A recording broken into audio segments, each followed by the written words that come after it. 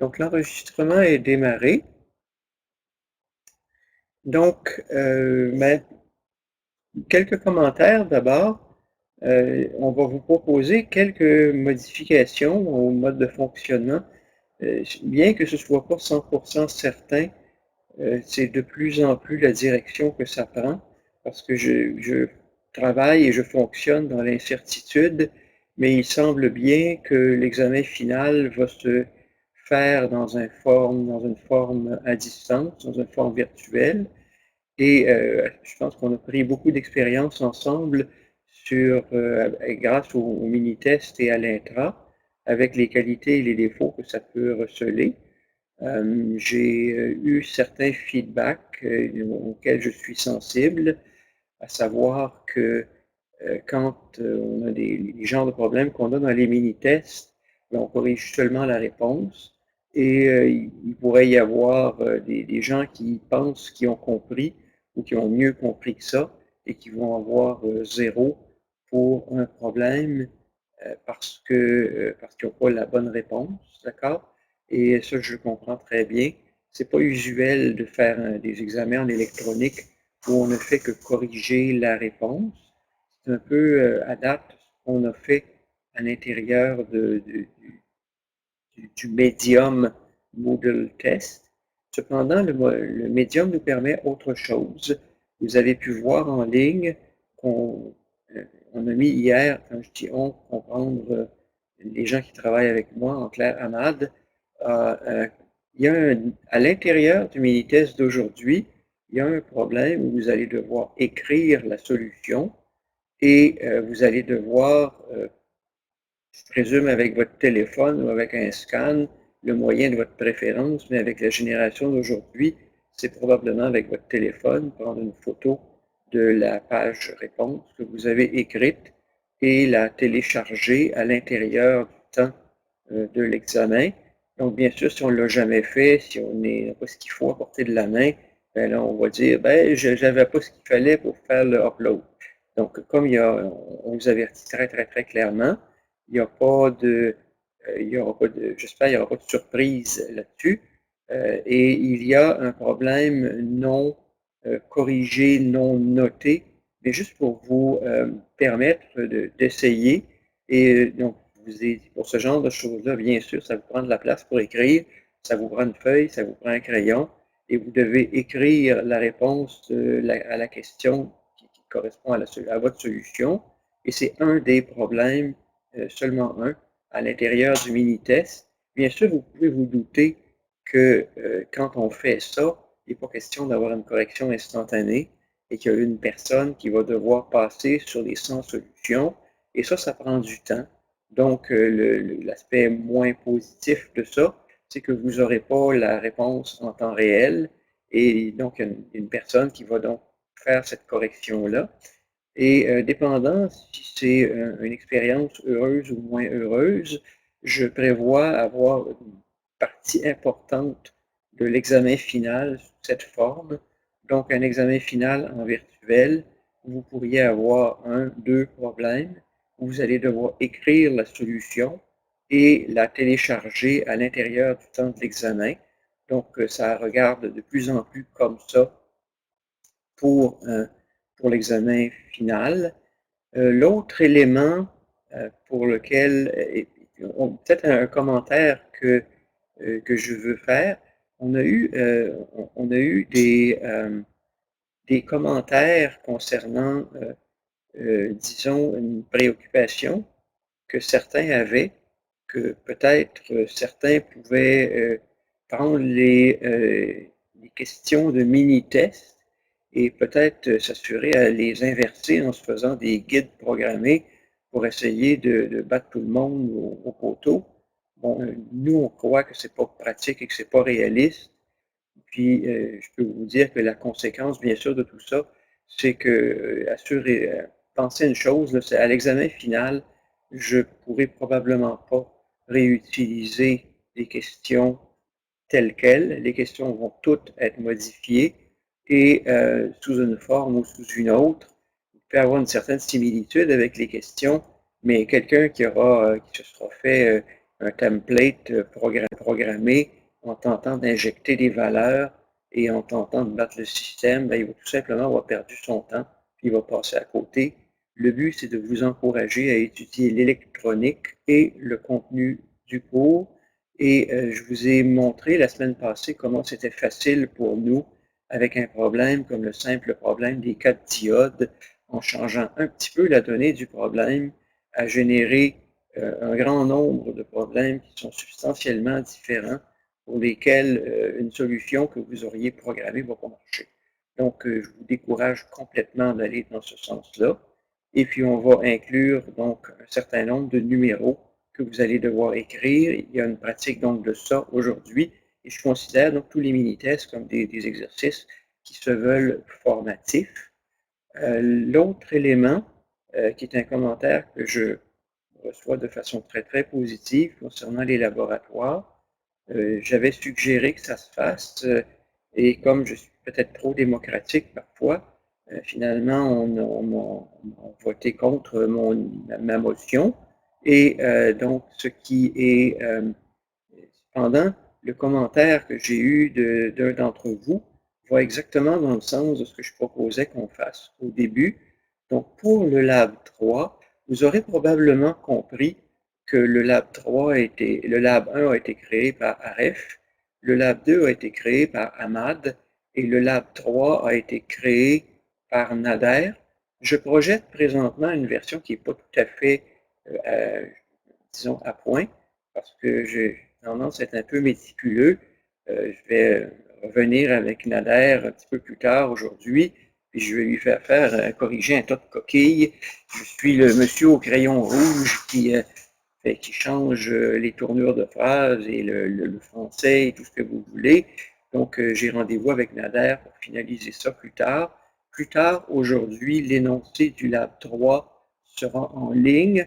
Ce que je vous projette, ce n'est pas la mouture finale, et je ne pense pas qu'il y a grand-chose qui va changer sur le fond, mais il y a certainement des choses qui vont changer sur la forme, les tournures de phrases et les temps de verbe, mais ça, il n'y a rien de substantiel.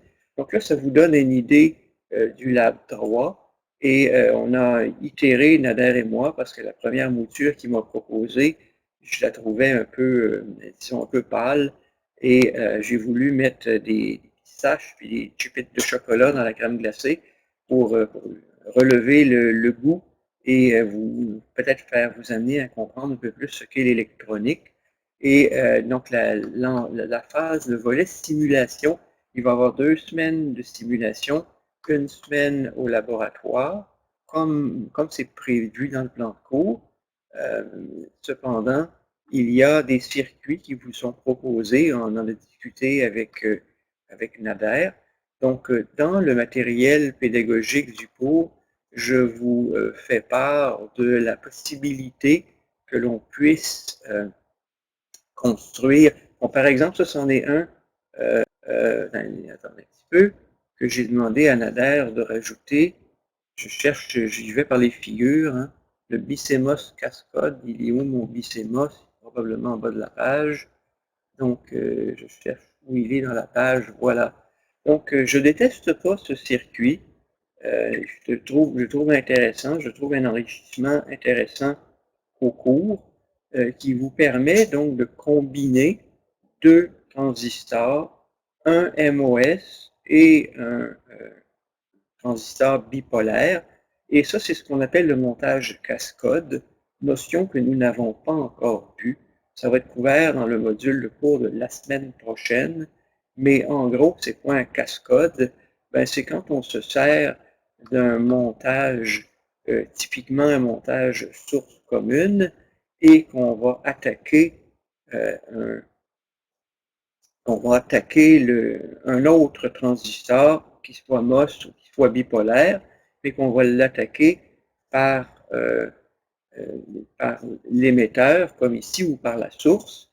Et l'avantage, et là on ne l'a pas encore vu dans le cours, je ne l'ai pas encore couvert, le matériel n'est pas encore visible, je vous l'énonce comme ça. Ce qu'on va montrer plus tard dans le cours, c'est que ça a l'avantage de combiner la possibilité d'avoir une grande impédance d'entrée avec une bande passante élevée. Donc, on ménage la chèvre et le chou et on fait ça en combinant deux transistors. Et donc, vous allez le simuler et vous allez, comme pour que ce soit véritablement convaincant, vous allez comparer le Cascode à son petit frère, qui ne serait pas Cascode, et vous allez voir donc que normalement, et c'est ce qu'on vous fait faire comme simulation au laboratoire, que le montage en question, vous allez, dans ce cas-là, avec la figure 7, normalement, vous allez avoir à basse fréquence essentiellement le même gain, mais à haute fréquence, vous aurez rien. Le gain va s'effondrer avec ça à haute fréquence. Et alors que ce montage-ci va préserver le gain à haute fréquence. Je ne vois pas. Je n'arrive pas à le mettre dans le champ de vision. Voilà, c'est ça. Donc, le Cascode, qui est un montage intéressant. Un autre des montages qui est intéressant, sur lequel je reviens un peu avec plusieurs. Celui-là, il est avant. Je vais le faire avant. Donc, un peu, il faut que je vois ce bout-là de la page.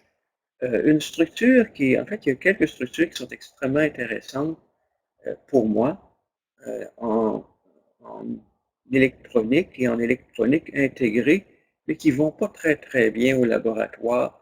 Je peux vous dire que dans les débats que j'ai avec mes collaborateurs au laboratoire, pas plus tard qu'hier, on me dit hey, pouce mais pouce égal, comme on dit en québécois, parce que si tu leur fais monter des montages comme ça au laboratoire, ils n'auront jamais le temps de finir dans un laboratoire expérimental, c'est beaucoup trop long.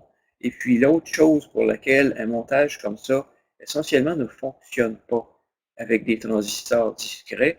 En réalité, premièrement, vous avez juste des transistors de type N dans votre sac. Vous trouviez déjà que ça coûte cher. S'il avait fallu mettre des P en plus, ça aurait monté le coût du sachet de composants 50 $. Le deuxième élément, j'en ai parlé dans le module sur le VN2222, la problématique qu'on a si on fait ça avec des transistors discrets, et c'est pour ça que ça ne marche pas très bien. Donc, si on fait ça avec des transistors discrets, les deux transistors qui sont là, ils n'ont pas le même seuil. Et quand les deux transistors qui sont là n'ont pas le même seuil, mon amplificateur différentiel ne fonctionne pas très bien. Cependant, quand on est dans un univers intégré, et c'est vraiment ce que vous faites avec LT Spice, c'est vraiment l'environnement de design normal, et dans un environnement intégré, les deux transistors vont normalement avoir essentiellement le même seuil, parce qu'ils sont fabriqués en même temps, ils sont à quelques microns l'un de l'autre, et comme je l'ai dit dans le module de cours, ils sont assis dos à dos dans un matériau qu'on appelle le silicium, qui a une conductivité thermique qui est comparable à celle de l'aluminium. Et l'exemple que je faisais dans le module de cours, c'est comme si vous aviez à 5 microns, un à côté de l'autre, monté sur le fond d'une assiette de tarte, qui, si vous avez déjà essayé de voir la conductivité thermique d'une assiette d'aluminium, c'est très, très, très conducteur. Si vous mettez une flamme d'un côté, vous mettez votre doigt de l'autre côté, vous allez instantanément vous brûler. Je vous dis, quand j'étais jeune et naïf, j'ai déjà fait l'expérience et j'ai constaté que la chaleur passe très, très vite et très, très rapidement.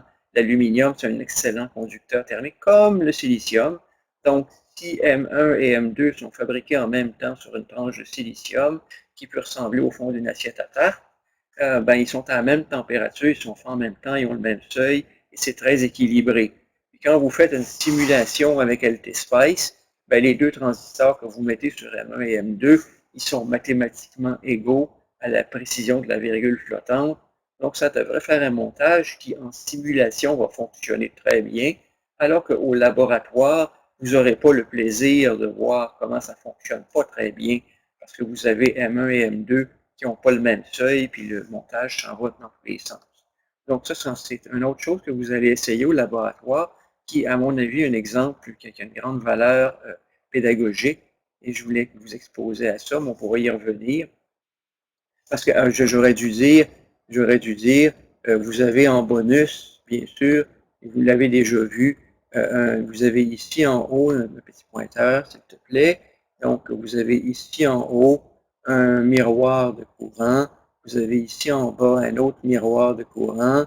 Et vous constatez que ce montage contient une seule résistance, qui est la résistance qui est là, qui permet de polariser. C'est assez classique de le faire comme ça. Et dans un circuit intégré, j'en ai déjà parlé quand j'ai discuté le 741, je vais y revenir plus tard au dernier module de cours. La stratégie dans l'électronique moderne, c'est qu'on veut minimiser le nombre de résistances parce que les résistances tendent à être coûteuses en circuit intégré.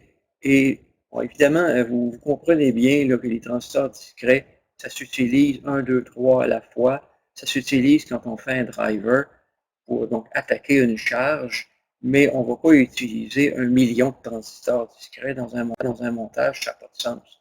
Mais pourtant, on va de façon routinière mettre 10 milliards de transistors MOS dans un circuit intégré. Et ce que Nader fait dans sa thèse, c'est de l'intégration.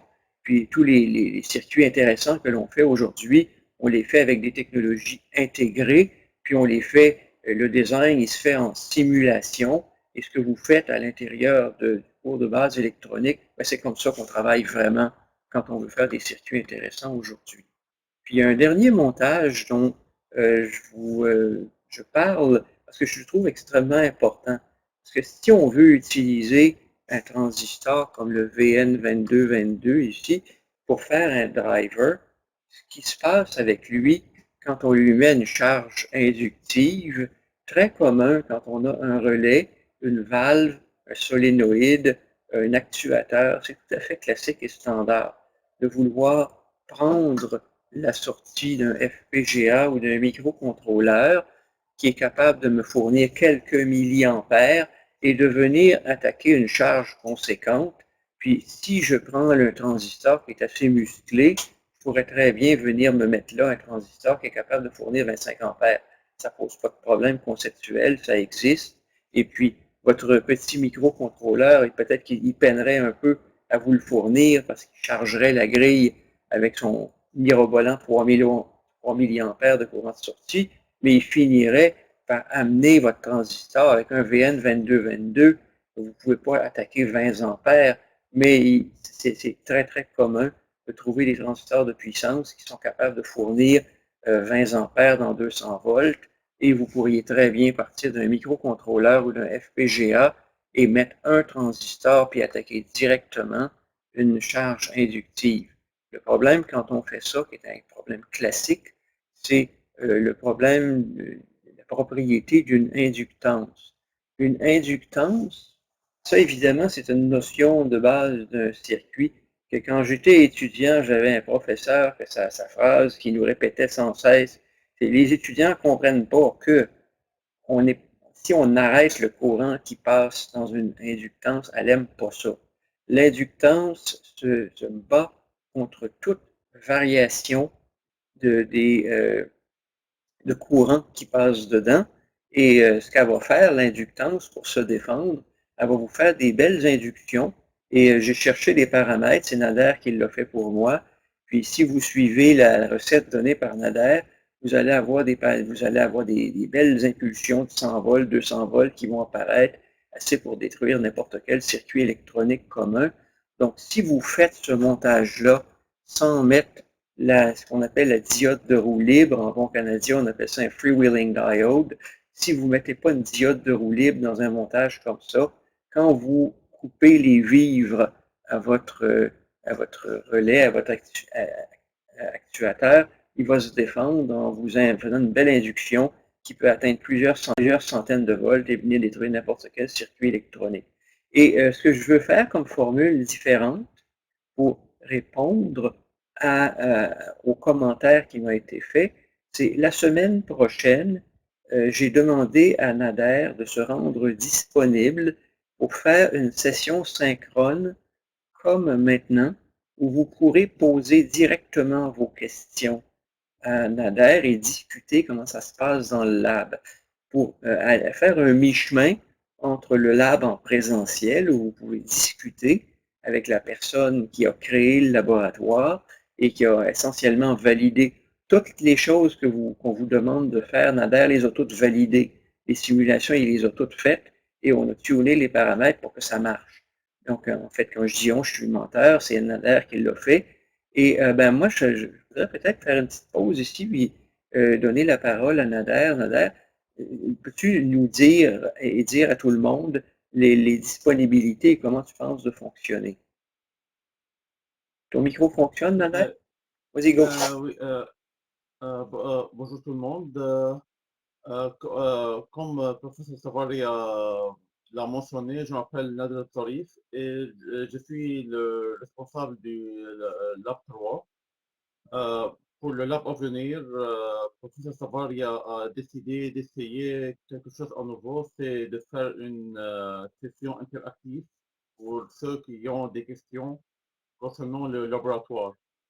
Si vous avez des questions, je peux y répondre dans les forums Moodle ou lors de ces sessions VIA. Euh, pour le temps, je propose une heure qui coïncide avec le premier heure de laboratoire. En autres termes, mercredi et le jeudi de 8h30 jusqu'à 9h30 et le vendredi de 14h30 jusqu'à 15h30. Est-ce que cela vous convient? C'est Prenons-le à l'inverse. Oui, bon, on a dit oui, bravo, bravo. Merci, merci de répondre. Ça fait plaisir de voir que vous êtes là. Donc, bon, comme je le suggère à Nader, là, typiquement, la stratégie, c'est que l'instructeur est le dernier qui quitte. Donc, quand vous aurez épuisé vos questions, s'il ne se passe plus rien, ça se peut que Nader vous dise bye-bye à demain ou à la semaine prochaine. Mais donc, Nader sera disponible pour voir au grain, pour répondre aux questions. Est-ce qu'il y a d'autres questions pour Nader? Non? OK. Donc, ben, j'ai demandé à Nader d'être présent pour cette portion-là. Donc, Nader pourra quitter. Puis, donc, comme je vous l'ai dit, mon plan de match, c'est un petit peu plus tard d'avoir une réunion avec Nader pour m'assurer qu'on corrige les coquilles de français dans l'énoncé puis qu'il soit publié en fin de journée aujourd'hui.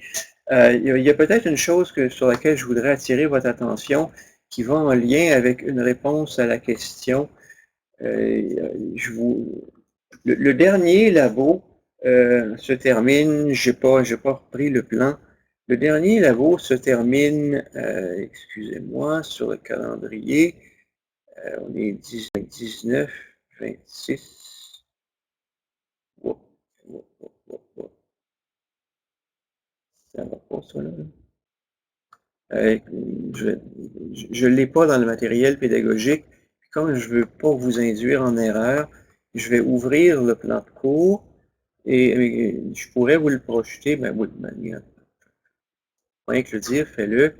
Donc, OK, là, je vais le mettre ici. Je vais mettre le plan de cours ici. Et je vais faire ça. Et je peux faire ça, un petit partage d'écran. Et je vais demander à ce que... J'avais oublié de mettre le plan de cours, mais j'ai oublié. Je ne pensais pas que j'en aurais besoin, pour dire la vérité. Donc, démarrer le partage d'écran. OK. Ouvrir via Screen Sharing. Parfait.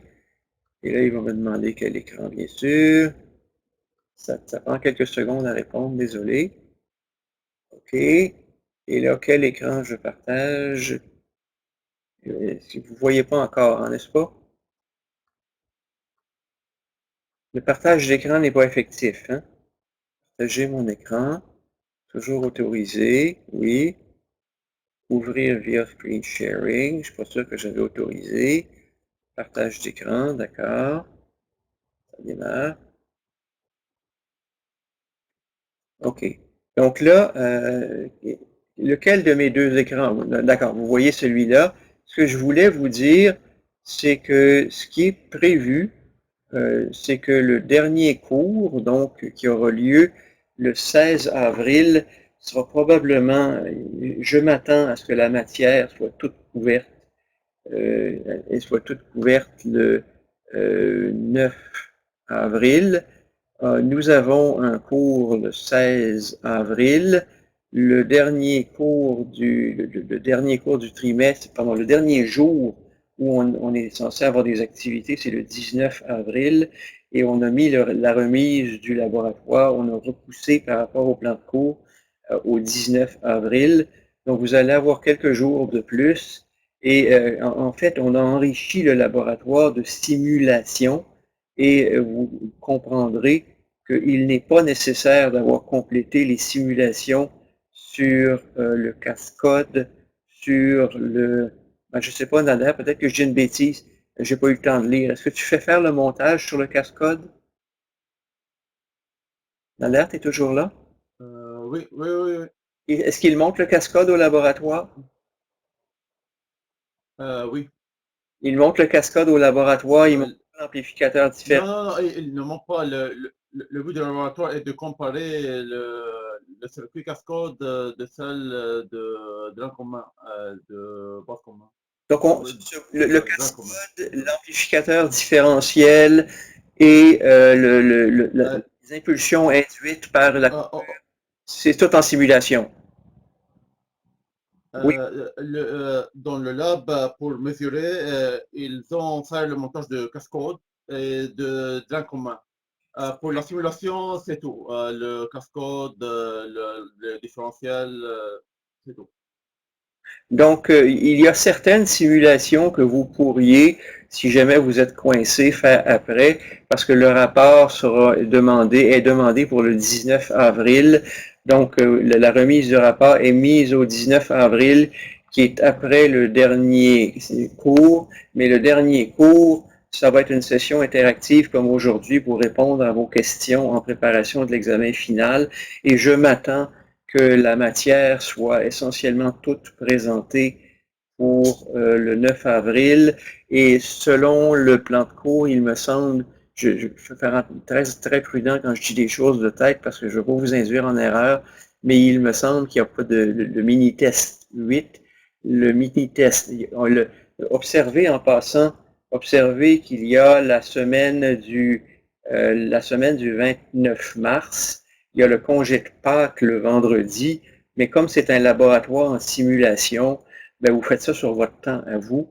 Donc, quelqu'un pourrait dire, hey, qu'est-ce qui se passe? Il y a pas de, c'est supposé être le congé de Pâques le vendredi. Bon, d'accord, oui, c'est le congé de Pâques le vendredi, puis le vendredi du congé de Pâques, selon l'horaire, je pense qu'il est en quelque part comme le 19 avril. Donc, ça me prend mon nombre de jours de toute façon. Là, je n'ai pas regardé ça en détail, mais donc, il n'y aura pas de lab ce jour-là, mais il va y avoir, vous avez jusqu'au 19 avril pour rendre le laboratoire. Voilà. Donc, je pense qu'on a un petit peu fait le tour. S'il n'y a pas d'autres questions pour Nader, donc je vais peut-être lui permettre de se retirer quand il voudra. Je regarde. OK, donc voilà. Je balaye et je ne vois pas d'autres questions. Est-ce que certains d'entre vous ont essayé de faire le problème de pratique avec chargement de la réponse et est-ce que ça fonctionne correctement avec les inscriptions de Ahmad? Avez-vous essayé? Avez-vous pas essayé? Allez-vous courir essayer maintenant pour vous pratiquer? Peut-être que vous avez le droit de faire ça. Ça commence seulement à 10h30. OK. Donc là, Youngju.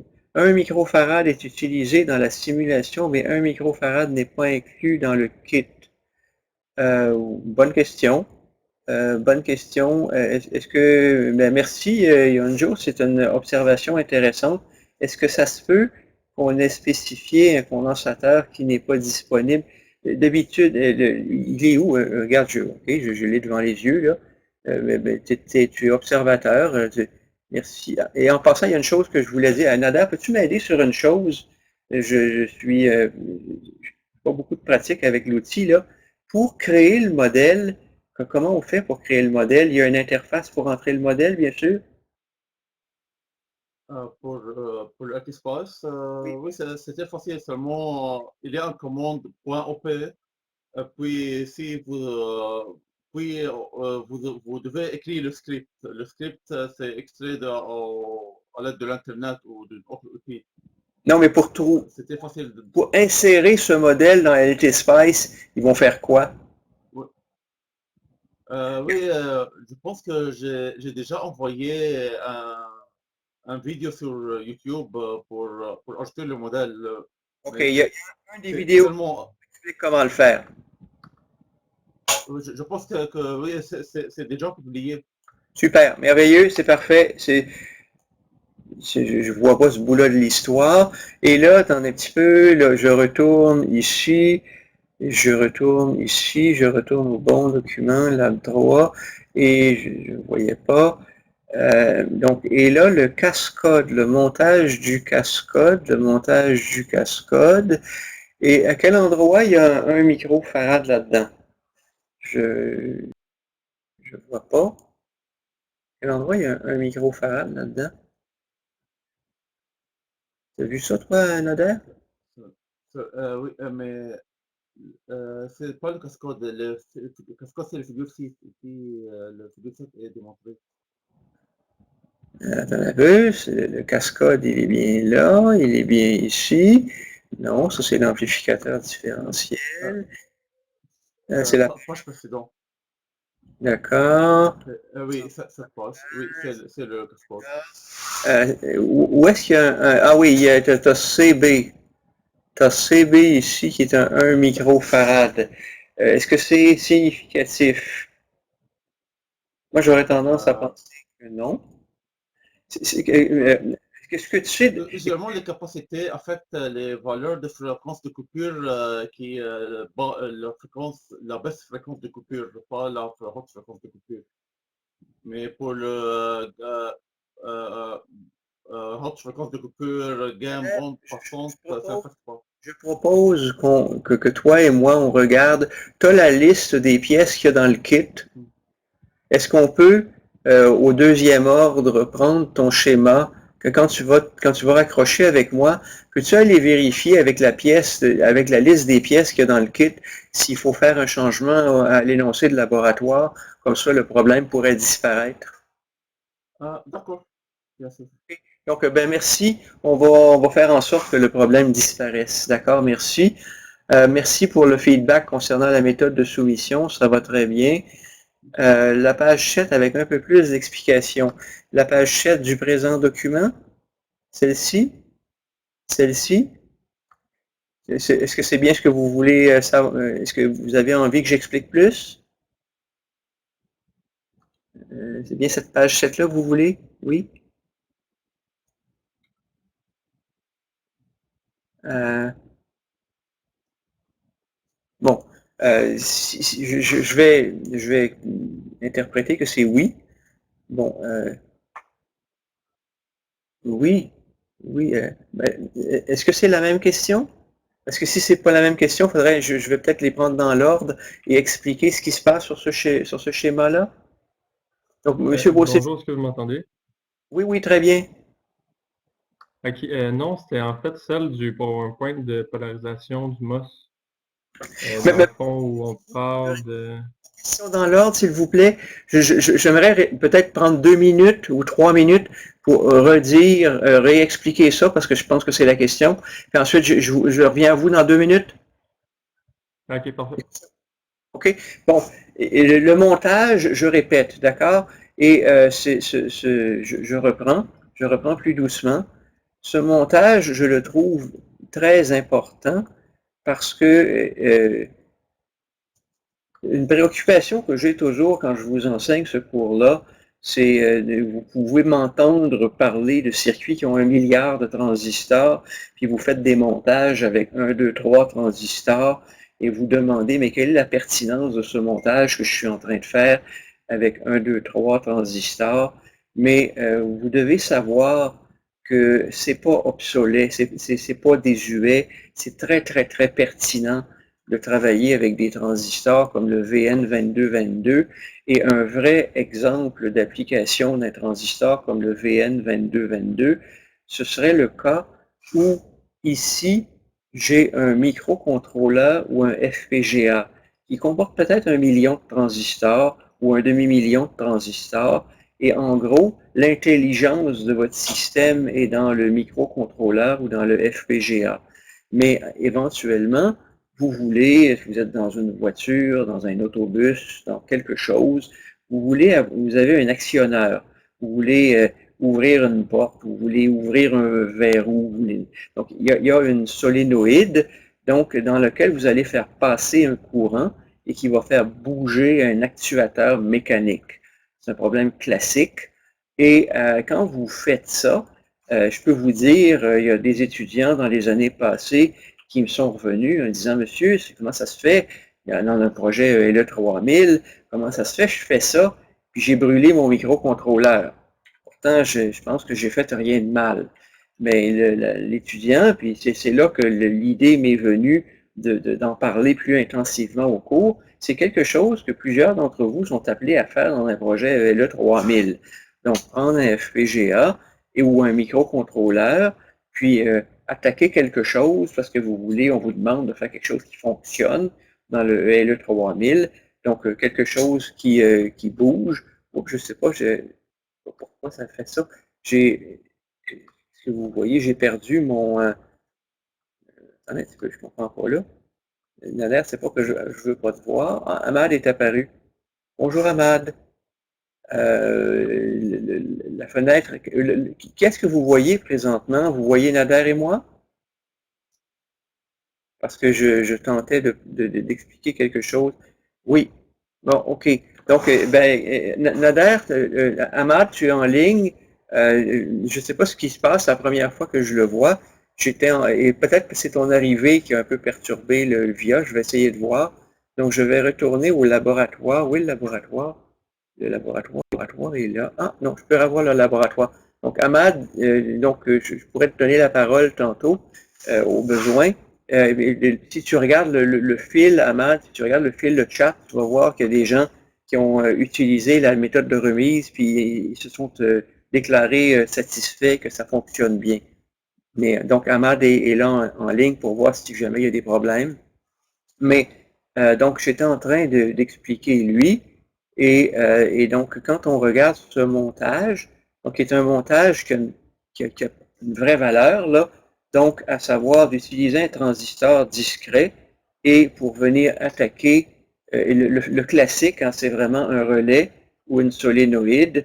Donc, et ce relais ou cette solénoïde, il y a quelque chose de mécanique. Et ce quelque chose de mécanique, il pourrait ne pas y avoir quelque chose de mécanique, hein, ça pourrait être un transformateur, mais il y a quelque chose qui est inductif, qui a une charge inductive, comme un relais ou une solénoïde. Ça ici, ça représente la résistance du bobinage de votre solénoïde, normalement qui n'est pas zéro, sinon on a un problème. Et donc, on veut commander cette charge, et les valeurs ont été choisies pour que le courant demeure raisonnable. En fait, tout est truqué là-dedans, là. Donc, si on prend, je ne sais pas qu'est-ce que tu as mis, 3.3 volts avec 720 ohms, qui est 0.7 kilo-ohms, ça va vous donner le genre de courant que le VN2222 est capable de prendre. Donc, on a construit, Nader a construit avec mes conseils les valeurs du problème pour que le 2222 soit bon pour le service.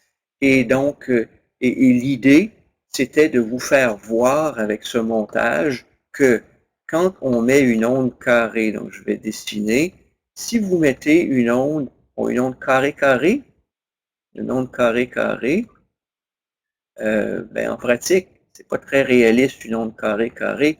Une onde carrée, normalement, ça a une période de transition montante, ça a une période de transition descendante, parce que typiquement, le transistor qui est là, il y a une certaine capacité parasite à l'entrée, puis votre microcontrôleur ou votre FPGA, il est commun que les sorties sont capables de fournir 3 mA ou 5 mA. La sortie du microcontrôleur n'est pas capable de fournir 200-300 mA. Mais si vous avez une limite de courant ici qui est de 5 mA, qui deviendrait du microcontrôleur ou du FPGA, ça va prendre un certain temps pour que ce transistor ici s'allume et un certain temps pour qu'il se ferme, mais ça dépend à quelle échelle de temps vous êtes. Si ça ici, si cette transition se passe en 100 nanosecondes, à une échelle humaine, ça peut avoir l'air essentiellement d'un mur, d'un heaviside, et donc si cette transition qui est ici devient sous la microseconde, et que vous avez une inductance assez costaude, ben, quand vous essayez de couper le courant dans l'inductance en 1 microseconde, elle ne va pas aimer ça. Et donc, ce que vous allez voir apparaître sur la tension à ce point-ci, vous allez voir apparaître, je vais prendre la plume, vous allez voir apparaître des tensions, vous allez voir apparaître des tensions positives, puis des tensions négatives, puis je veux juste, le courant, je n'ai pas la simulation devant les yeux. Nader, tu peux m'aider, la spike est positive, n'est-ce pas? La spike qu'on a à ce point positif. Normalement, pour que la diode de rouler fasse son travail, c'est ce qui se passe. Un moment seulement, je peux vérifier ça en anti-spice. Mais de toute façon, ce que vous allez, et là je me rappelle pas de tête, là, mais c'est une solution classique. Et l'idée de base, c'est que le courant qui passe comme ça, oups, c'est pas ça que je voulais faire. Je prends le crayon. Donc le courant qui passe comme ça, ben, si vous bloquez le transistor, c'est comme un flot d'eau. Le courant, il faut qu'il aille quelque part. Et le courant, il va vouloir aller quelque part. Donc, quand vous éteignez le commutateur, ben, il va vouloir continuer dans la diode. Et s'il n'y a pas la diode, la tension à ce point va, c'est vraiment méchant, l'inductance va induire une tension haute jusqu'à ce que quelque chose claque. C'est littéralement ça qui va se passer. Donc, vous allez voir à ce point une induction, puis là, je peux effacer puis reprendre. Maintenant que je l'ai réfléchi en vous parlant, ben, vous allez voir une tension à ce point-ci qui va être quelque chose comme, mettons, la chute dans le transistor qui peut être 200-300 millivolts.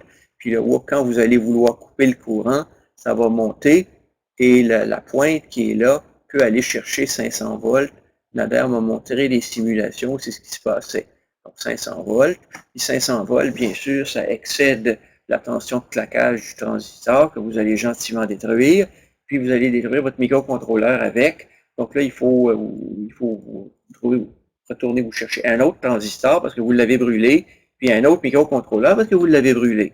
Donc, c'est ça qui va se passer concrètement. Puis comment empêcher ça? Ben, vous prenez une petite diode dans votre sac, une N914 4148, ou normalement, c'est préférable de prendre une diode signal pour faire ça parce qu'elle répond plus vite, mais une diode comme la 4002 va tout à fait faire le travail pour une solénoïde classique. Et tout dépend du temps d'activation de la diode. Si la diode ne réagit pas assez vite, il y a quand même un résidu de l'impulsion qui est là, qui va venir vous manger. Et si vous pensez que c'est artificiel comme design, ben, hier soir, je suis en train de discuter avec un partenaire industriel dans un vrai projet de recherche, un cas de figure plus compliqué que celui qu'on voit là.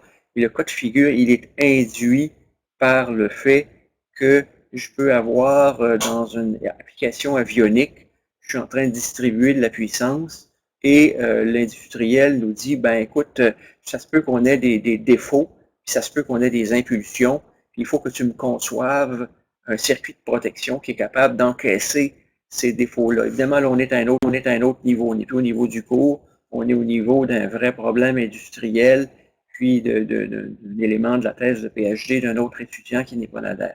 Donc, je ne sais pas si j'ai clarifié. Donc, c'est un commutateur, c'est un transistor utilisé comme un commutateur. Quand je mets un 1 logique sur sa grille avec mon FPGA alimenté à 3.3 volts, il met 3.3 volts là, il va activer la grille, le transistor se met en conduction parce que la tension que j'ai mis là est au-dessus de la tension de seuil du transistor, il conduit, il fait fermer mon actuateur, ça va bien, mais le problème, c'est quand j'arrête, quand je veux arrêter. Donc, je mets un 0 à ce point-ci. Quand je mets un 0, le commutateur se ferme. Quand le commutateur se ferme, si je veux le fermer trop vite, si l'électronique, si le circuit a pour effet que le circuit veut se fermer trop vite, donc si ma descendante est rapide, le commutateur se ferme vite. Et quand le commutateur se ferme vite, ce que ça fait, c'est le classique delta V. Delta V est égal à L DI sur, on va changer, on va retourner clavier anglais, sur DT. Donc ça, c'est la tension aux bornes d'une inductance. Puis si vous faites un DI DT, donc si vous mettez DT, à la limite, si DT tend vers 0, même si DI n'est pas très grand, le DI DT devient très grand et LDI DT peut induire sur une bobine à noyau d'air, et c'est une subtilité, là, mais pour ceux d'entre vous qui feront éventuellement des cours d'électronique de puissance dans la filière énergie, si la bobine est à noyau d'air, la tension qui peut s'induire peut aller à 1000 volts. Si la bobine est un noyau de ferrite ou un métal, comme dans un relais, ben, d'habitude, le champ magnétique va saturer. Là, c'est un endroit où c'est plus de l'électronique que je fais, hein. C'est de l'énergie, c'est des cours d'électromagnétisme, c'est de la rémanence d'une inductance. Ça n'a comme rien à voir avec la cour, mais c'est l'objet que je contrôle. Et si cette bobine est à noyau d'air, il n'y a rien qui va saturer le champ et elle peut vraiment venir vous induire une tension qui excède 1000 volts, puis elle va tout détruire. Donc, j'espère que j'ai répondu à la question. Il y avait une question que j'ai laissée de côté. Je peux la prendre par rapport à la polarisation. Quelle était la question, s'il vous plaît? Oui, c'était dans le fond dans le PowerPoint de polarisation du MOS. Oui. À la page 7, il y a plusieurs questions qui sont données, puis je vais laissez-moi l'amener sur expliquer. Page 7. Page 7, j'y viens. Voilà. D'accord. Les questions. Et est-ce que vous voulez que je discute la question ou s'il y a une question qui vous embête? C'est bien ça? Ça serait plus chacune des explications supplémentaires sur chacune des petites questions ici. Vous voulez que j'explique les questions? Plus expliquer davantage. Je peux expliquer. Parce que là, vous aviez donné des réponses à la présentation qui disaient que celle-là sature, celle-là sort en triade, etc. Bon, premièrement, ça c'est quelque chose sur lequel je reviens à répétition, là. Un NMOS source commune, c'est analogue à un BJT source commune, émetteur commun, je m'excuse, quel lapsus je viens de faire. Et dans les deux cas de figure, et ça c'est quelque chose que je trouve personnellement très important, j'arrive ici, j'ai un transistor source commune, et si j'ai un montage qui est plausible avec un transistor source commune, je pourrais venir lui mettre un transistor BJT, et ça me donnerait un montage émetteur commun comme, juste pour boucler la boucle là-dessus, et pour vraiment taper sur le clou comme il faut, là, si je m'en vais sur l'amplificateur, laboratoire, la page où il y a le différentiel, c'est celle-là. Non, c'est pas celle-là. La page où il y a l'amplificateur différentiel. Je finis par le trouver. OK, non, je cherche, je m'excuse. Il est où l'amplificateur différentiel? Il est là. Il est à la page suivante. Je l'avais mis où? Il est où, Nader, l'amplificateur différentiel? C'est encore Page suivante? C'est un bas de page? après ça. Oui, c'est 3,6. C'est au bas de page. Oui.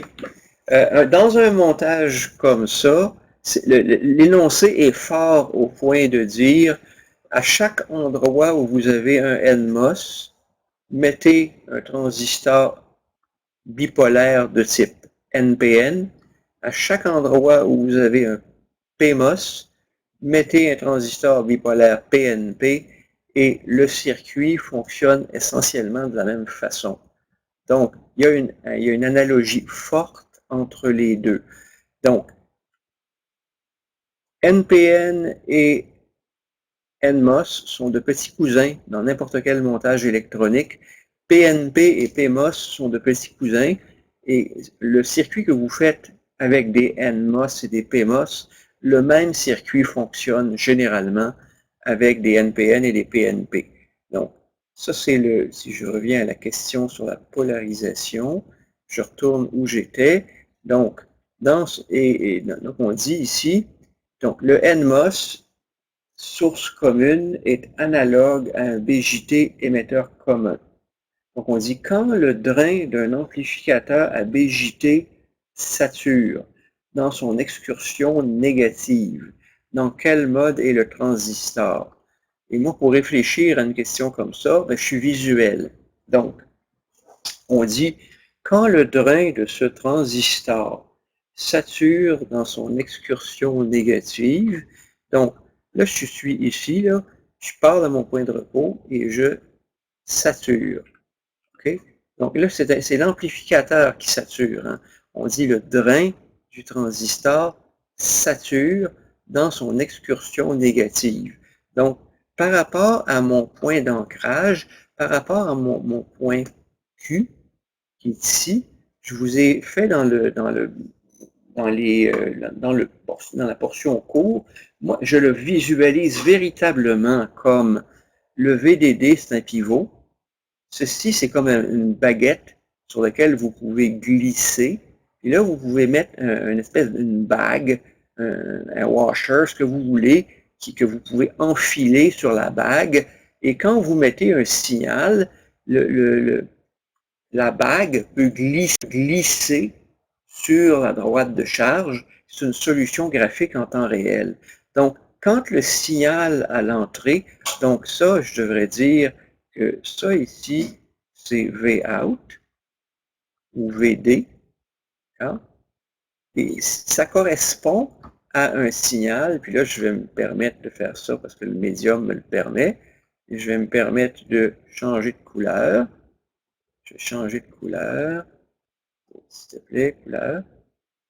Pointeur laser, non. Crayon, oui. Couleur du crayon. Donc, mettons que j'ai une entrée qui est plus petite. L'entrée est positive, d'accord? Il y a un gain. Donc, ça, c'est le montage réel. Donc, mettons que j'ai un gain de 4 dans le montage. Souvent, généralement, les gains ne sont pas très, très élevés avec un seul étage MOS. C'est difficile avec un seul étage MOS de faire un gain qui excède 10. Donc, j'ai un gain qui est modéré. J'ai, disons, une excursion qui serait ici de 500 millivolts. J'ai mon excursion de 500 millivolts. Elle a envie de me donner une excursion négative de 2 volts. Donc, quand ça monte, VGS augmente, K fois VGS moins VT augmente, le courant qui est là, lui, augmente. Quand le courant qui est là augmente, je pars de mon point de repos, puis je m'en vais par là. Et quand je m'en vais par là, qu'est-ce que je rencontre comme limite? La zone triode. Je vais sortir de la zone saturation pour rentrer dans le mode triode. Donc ça, c'est la version longue de la réponse. La version courte de la réponse, c'est quand le drain d'un amplificateur à BJT sature. J'ai répondu à l'autre question. NMOS sature. Quand le BJT sature, ben, si j'avais eu ici un BJT, la bonne réponse aurait été le transistor BJT que j'ai mis là, le transistor BJT que je mets là de façon conceptuelle. Quand je fais la même chose, il va se passer le même effet. Mais quand la tension qui est ici, quand la tension de sortie de l'amplificateur sature, le transistor sature. Et là, c'est tout le piège dans ce cours que les informaticiens disent qu'une variable est overloadée. Dépendant du contexte où vous êtes, le mot sature a 4 sens dans le cours. Donc, là, ici, quand le drain d'un amplificateur BJT, je vous répondais, puis je lisais pas ma question, BJT émetteur commun sature dans son excursion négative, dans quel mode est le transistor? La réponse à ça, c'est saturé. Le papier français. Quand un amplificateur NMOS source commune sature dans son excursion négative, dans quel mode est le transistor? Ben là, le transistor est dans le mode triode. J'ai donné, ça c'est la réponse. Évidemment, dans un mini-test, ce serait un mot. Puis là, évidemment, on pourrait demander, si on n'était pas dans un médium module test, mais dans un médium au long, on pourrait demander, expliquer pourquoi. Mais là, sous le module test, où vous ne pouvez pas écrire la réponse, c'est juste la réponse qui marche. Mais j'ai fait une faute de frappe en le tapant, désolé. Donc, quand je colle en bas ici, là, quand je colle en bas dans cette zone, avec un bipolaire, le bipolaire, il colle à son VCE-SAT. Quand je rentre dans la zone triode,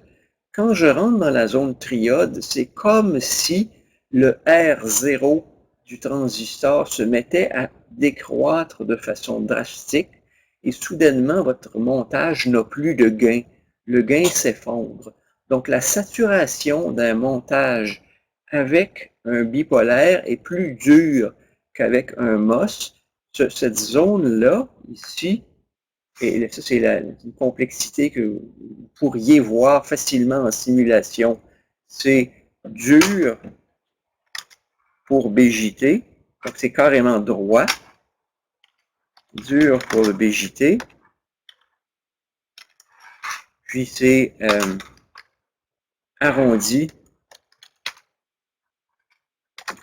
pour le MOS. C'est une distorsion qui est plus dure dans le cas d'un ampli à BJT. Désolé que ça embarque par-dessus, c'était pas voulu. Mais voilà. Donc, ça répond à cette question-là. Maintenant, je peux poursuivre.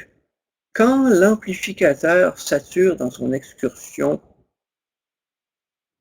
négative. Il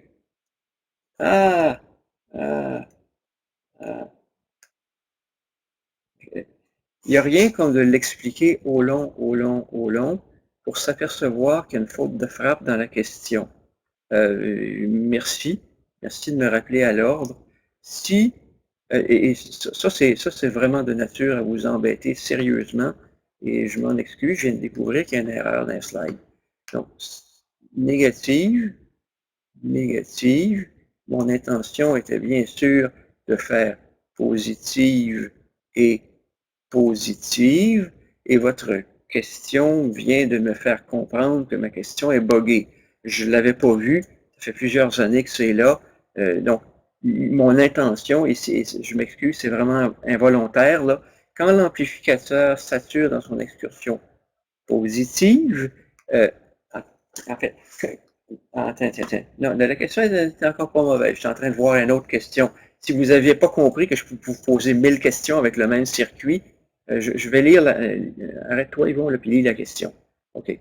Lis la question. Quand l'amplificateur sature dans son excursion négative, est-ce que son gain monte ou il descend? Le gain, je l'ai dit sur la planche précédente.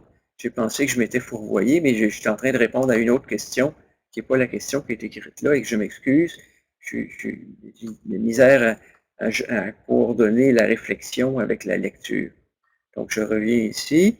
Et là, le gain descend.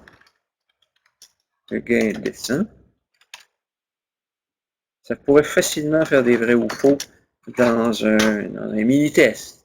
Descend, excusez, faute de frappe. OK.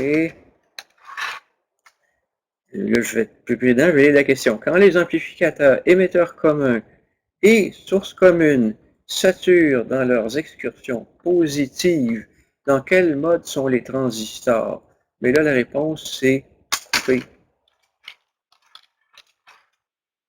Ou bloqué, choisissez votre mot. Ça correspond au fait, et ça c'est en passant, c'est quelque chose qui est généralement très mal compris par les étudiants. Je vais effacer ce bout-là, puis je vais faire l'autre question. L'autre question, c'est, je pars de, là, je suis rendu avec la 4e question. Je pars du point de référence. Je pars du point de référence et le signal d'entrée est négatif. Ça, c'est VE ou VGS, V à l'entrée. Disons VGS, j'ai de la misère avec mon dessin. Donc VGS et la tension de sortie dans ce mode-là, l'amplificateur inverse. Et juste pour éviter, pour tenter de réduire les confusions possibles, je change de couleur. Donc, je reviens avec mon autre couleur, un beau petit vert. Et donc, de l'autre côté, ben, ça part de ce point-là, puis ça s'en va vers le haut, par rapport à un point de référence, et ça va couper. Et là, dans ce cas-là, les deux vont, en bon canadien, vont clipper, ils vont couper durement. Et quand ça va couper, c'est que vous avez descendu le VGS ou le VBE, point que VGS est rendu inférieur au seuil ou VBE est rendu inférieur à une tension diode. Les deux transistors ne conduisent plus. ID est égal à 0. Quand ID est égal à 0, RDID est égal à 0. Et là, essentiellement, on frappe un mur, on frappe le plafond, on essaie de sauter tellement haut qu'on s'assomme au plafond. Et donc, là, la tension qu'on va trouver ici, la tension à laquelle ça va coller, ben, ça va être ici VDD. Donc là, j'ai répondu au long à ces questions. Je ne sais pas si j'ai bien répondu pour vous. Donc, j'ai fait toutes ces questions. Et les transistors seraient, là, j'aurais pu poser comme question, quelle est la tension à VDD? Donc, je peux multiplier les questions qui sont toutes des variantes de ce que je viens de discuter. Est-ce qu'il y a une autre question à laquelle je peux répondre? Monsieur Tournier, vous avez... Oui. Est-ce que... Monsieur Tournier, votre micro est ouvert? Bonjour, moi, ce serait une question par rapport à un exercice justement dans ces slides-là. C'est la dernière slide, l'exercice 3, la page 19. Attendez un peu, j'en ai un petit peu. Qu'est-ce qu'il fait, lui, là? Non. Ma machine me fait des bêtises puis me met des messages par-dessus. La dernière page? Oui. Exercice 3, c'est celui-là? Oui. Oui, alors okay. Là, j'ai fait le calcul, puis là, j'ai trouvé que ID Q1, dans le fond, ça valait soit 80 microampères, soit 115 microampères. La réponse est 80, mais dans les autres exercices, je comprenais pourquoi on prenait une certaine valeur comparée à une autre, parce que les chiffres de tension étaient soit trop grandes, soit trop petites. Mais là, j'ai pas compris la raison pourquoi on prenait 80 au lieu de 115. Fait que je me demandais si vous pouvez juste faire ça. Pas besoin de faire les démarches, juste expliquer pourquoi on prenait 80 au lieu de 115 microampères. 115. Si je prends, je vais aller ici et je vais écrire. Si je prends la résistance de sortie R égale, oups, je vais le faire comme il faut, R est égal à 25K.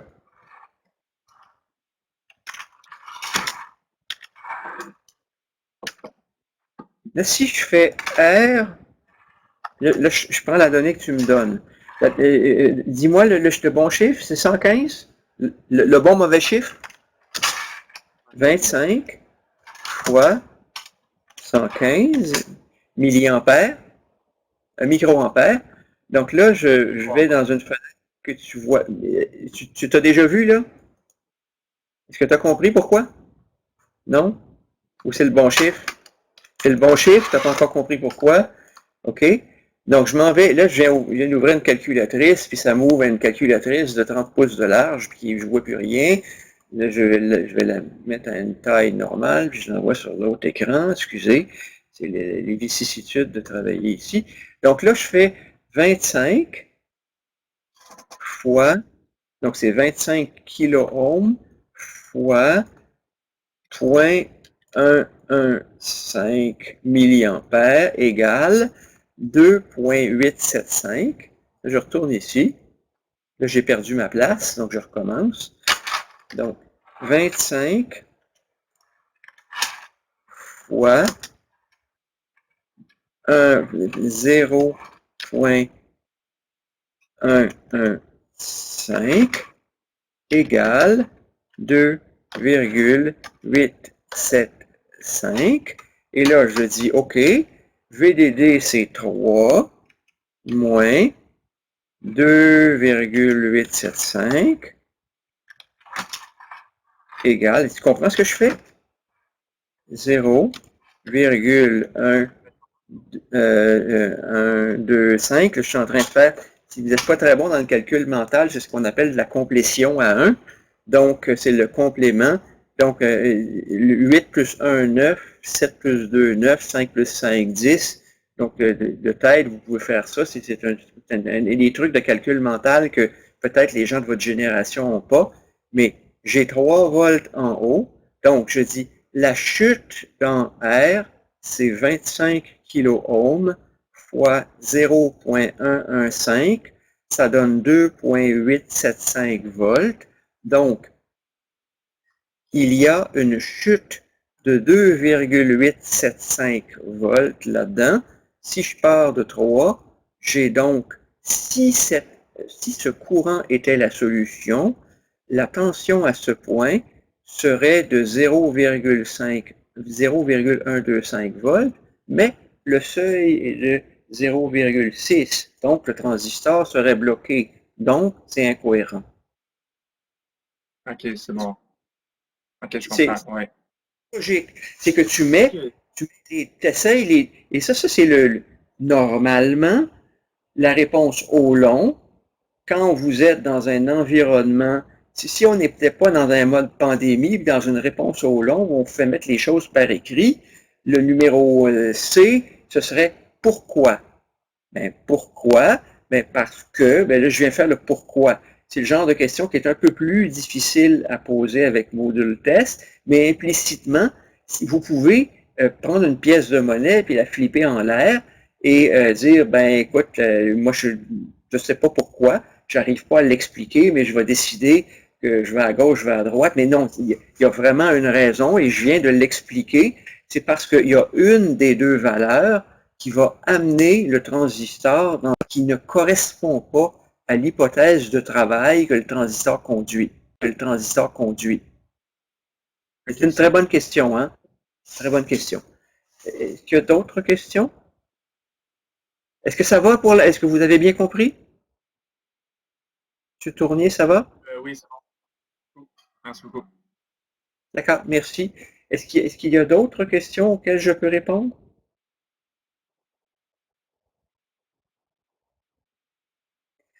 Si vous voulez, je peux peut-être susciter d'autres questions.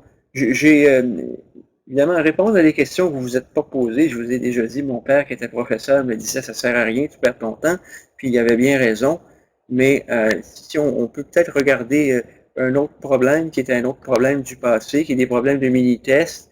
Vous avez compris que ces problèmes de mini-tests, oh, pardon, ça, qu'est-ce que ça fait ça? Ces problèmes de, pourquoi ça fait une page blanche? Ah, ok, parce que je ne sais pas si c'est la bonne page. Non. Donc, ces problèmes de mini-tests sont d'une grande inspiration pour la création des problèmes de mini-tests que vous avez présentement. Et en fait, ça tourne un petit peu autour ça c'est une question facile, question de base, où on vous dit, bon, vous voyez que, en fait, que Omar était plus confortable en anglais, donc il a commencé par les créer en anglais, puis il les traduisait ensuite en français, et vous voyez un artefact de ça. Donc, déterminer le mode de fonctionnement d'un transistor NMOS qui a les caractéristiques suivantes. Et puis, évidemment, vous comprenez qu'on peut moduler à l'infini. C'est très, très facile de jouer avec les valeurs qu'on vous met, VD, VS, VG, et de vous demander dans quel mode est le transistor. Et si je vais regarder, par exemple, dans ce problème-là, comment il est organisé. Et donc, si j'ai VD égale 4 volts, j'ai VS est égal à 2 volts, et j'ai VG est égal à 4 volts. Donc, si je mets ici 4 volts, oups, si je mets VG est égal à 4 volts, je suis en train de regarder la première question ici, là, et je ne lis pas la réponse, je suis en train de tenter de l'inférer. Donc, si j'ai 2 volts ici, et j'ai 4 volts ici, et là, la question qu'il faut se poser, mais quel est mon seuil? Mon seuil est de 0,5, donc mon transistor conduit. Donc là, il faut que j'aille, et là, on demande, est-ce que le transistor est saturé? Là, il y a cette équation qui est, et ça c'est un raccourci pour répondre à la question, VDS que l'on compare à VGS moins VT. Donc, si j'ai VGS moins VT, donc VGS c'est combien? On a dit que VGS c'est 2 volts, on vient de le calculer. Donc, j'ai donc VG4, VS2, VGS2, VT est de pardon, VT est de 0,5, donc VGS moins VT est de 1,5, puis je dis que VD est 4 volts. Ben, ça suffit, le transistor est saturé, parce que VDS est plus grand que VGS moins VT. Maintenant, on prend ce cas de figure-là, on dit, OK, qu'est-ce qui se passe si j'ai VG de 1,5, puis VS de 1,2, VGS est de 0,3, donc c'est inférieur au seuil, donc le transistor est bloqué parce que VGS est inférieur à VT. Et là maintenant, le troisième cas de figure, il faut faire un calcul parce que le montage, et là, en fait, c'est truqué, c'est un petit peu plus compliqué comme question. Il vous a donné un courant dans la question, et là, il vous demande, en fait, la manière de répondre à cette question ici, qui est un petit peu plus difficile, puis observez qu'il avait compris que c'était plus difficile, donc il avait mis plus de points sur cette question qui était plus difficile, et pour savoir si, quand on n'est pas clairement dans le mode saturé, faire la preuve qu'on est en mode saturé et qu'on est en mode triode, ben, il faut calculer le courant de saturation, puis on vous dit que le courant est inférieur au courant de saturation, donc forcément on est dans le mode triode.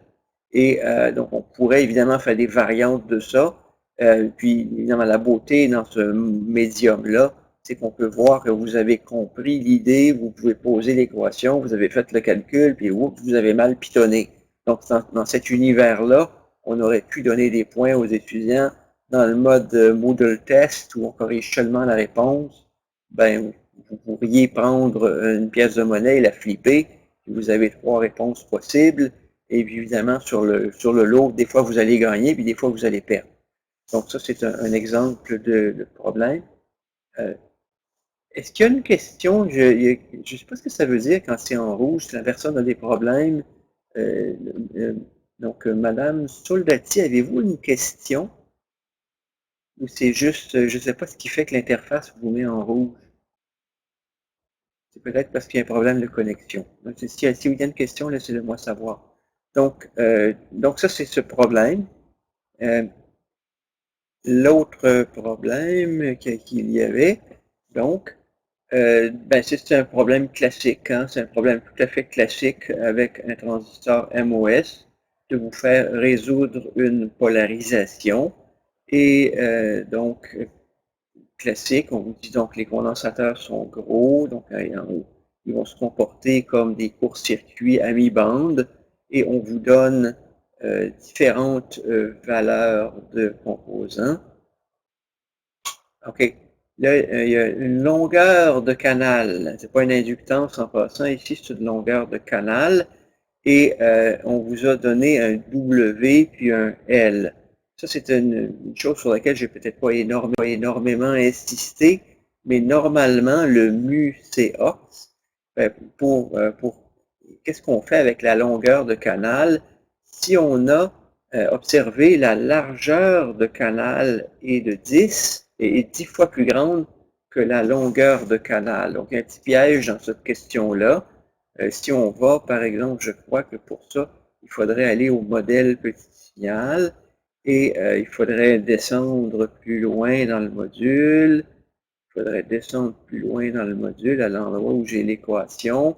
Et c'est ça, le nerf de la guerre, il est là. Il vous donne le K', il vous donne le K' dans l'énoncé du problème, il vous donne un W, puis il vous donne un L.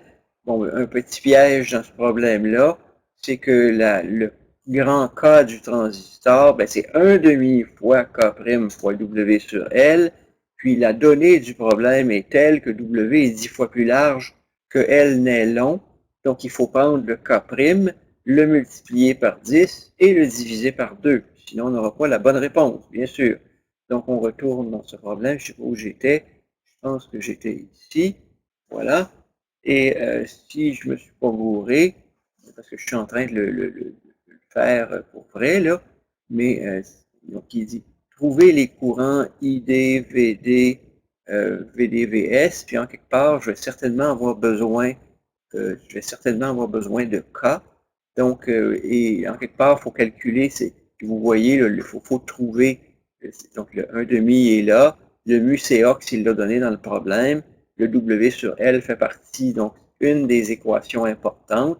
Puis en passant, non, c'est pas un cours de par cœur, bien sûr, et c'est pour ça que dans le mini-test, j'insistais que dans le mini-test, on donnait les équations, et c'est la philosophie, c'est que cette équation-là, ben, vous l'écrivez sur votre feuille.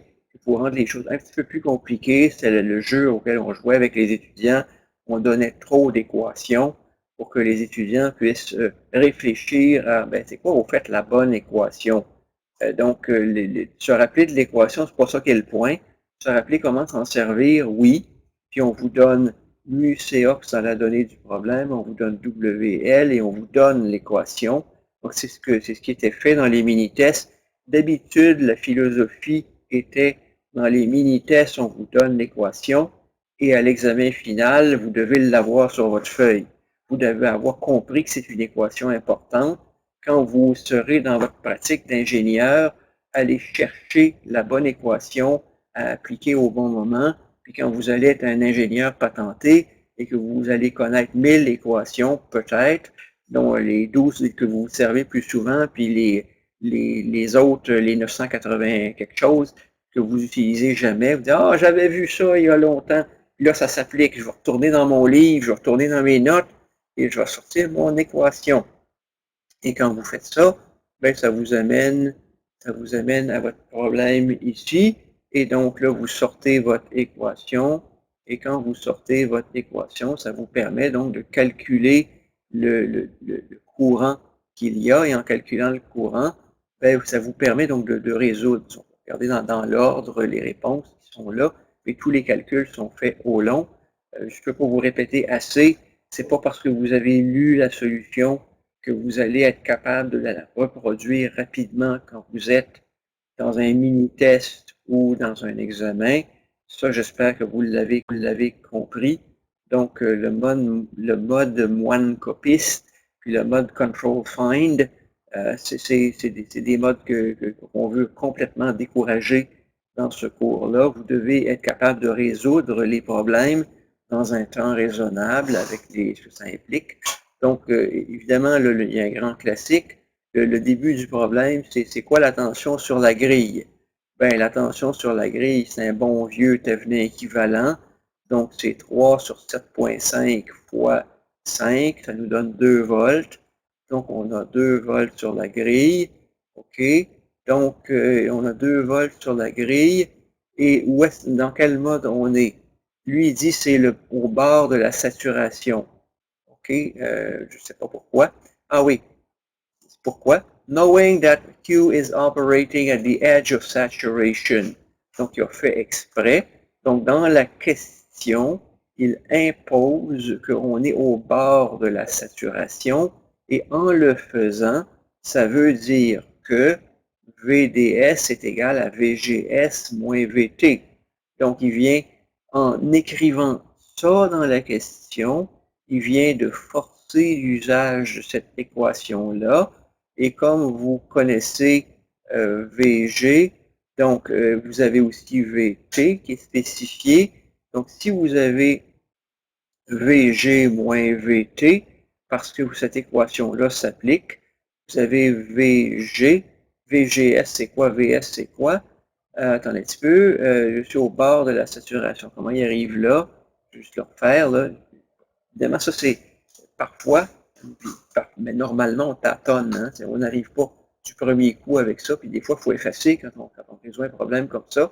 Donc, il dit VD est égal à VG moins VT. OK, VG moins VT.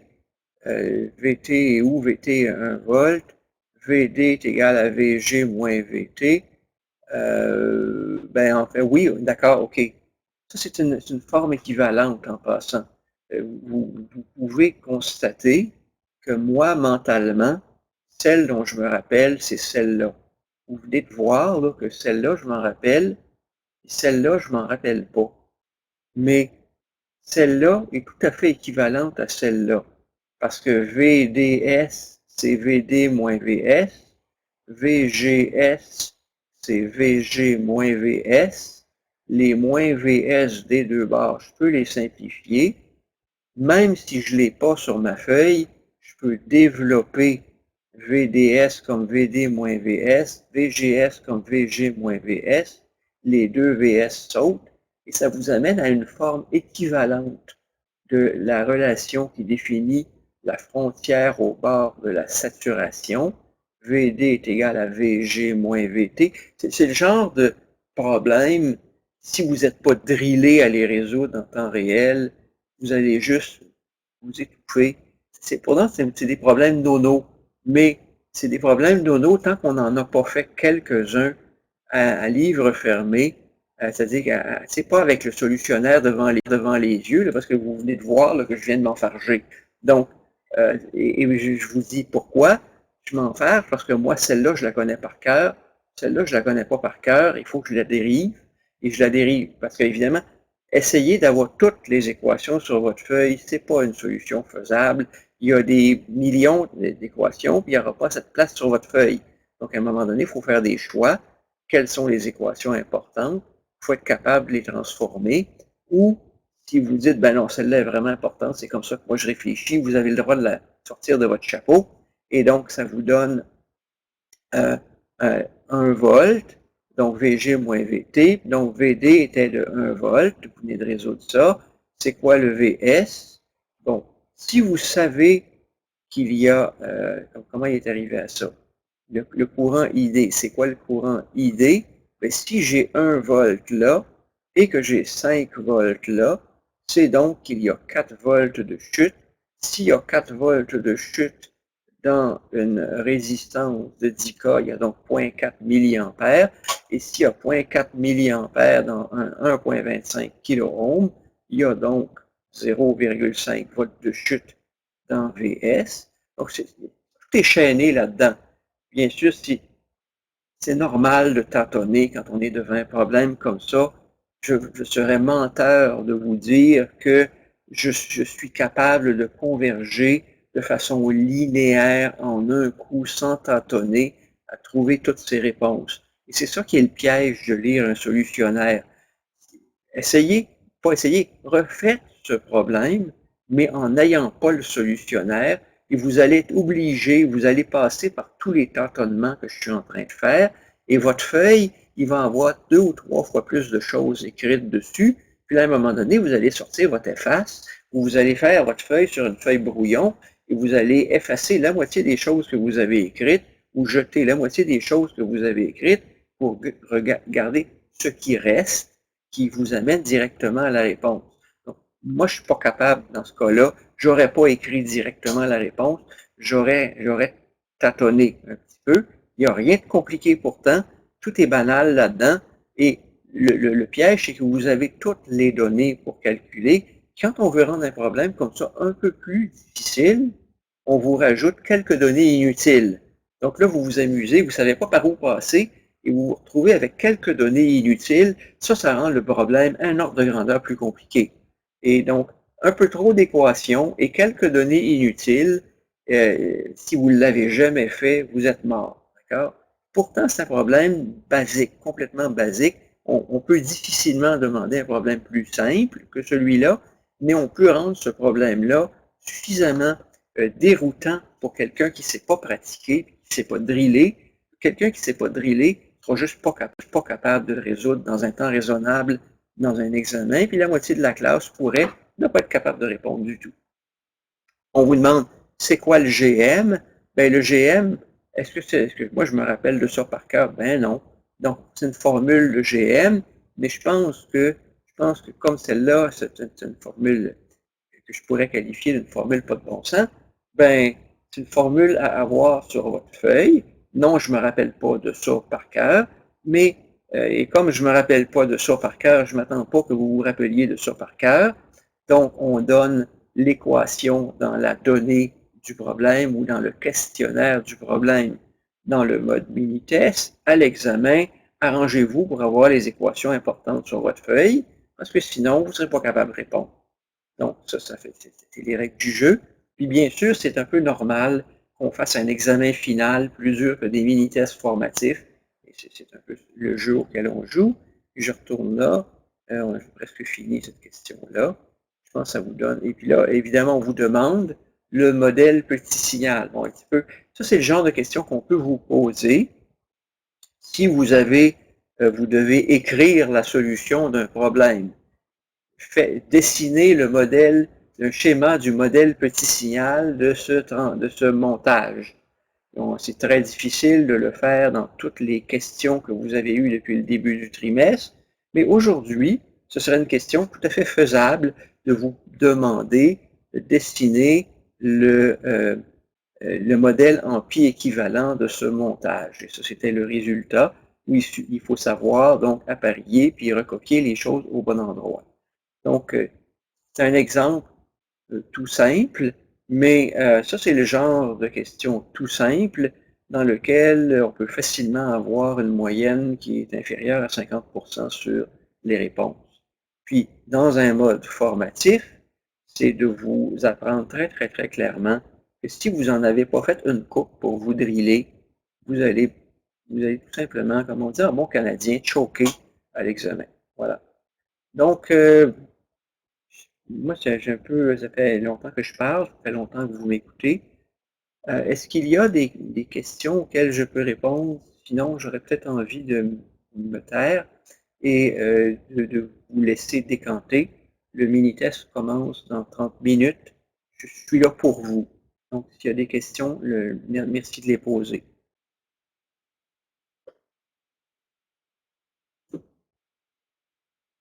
Donc, si vous voulez, je vais arrêter l'enregistrement. J'ai un travail d'édition pour nettoyer l'énoncé que je vais discuter plus tard avec Nader. Donc, j'arrête ça là pour le moment et je peux me reconnecter sur demain.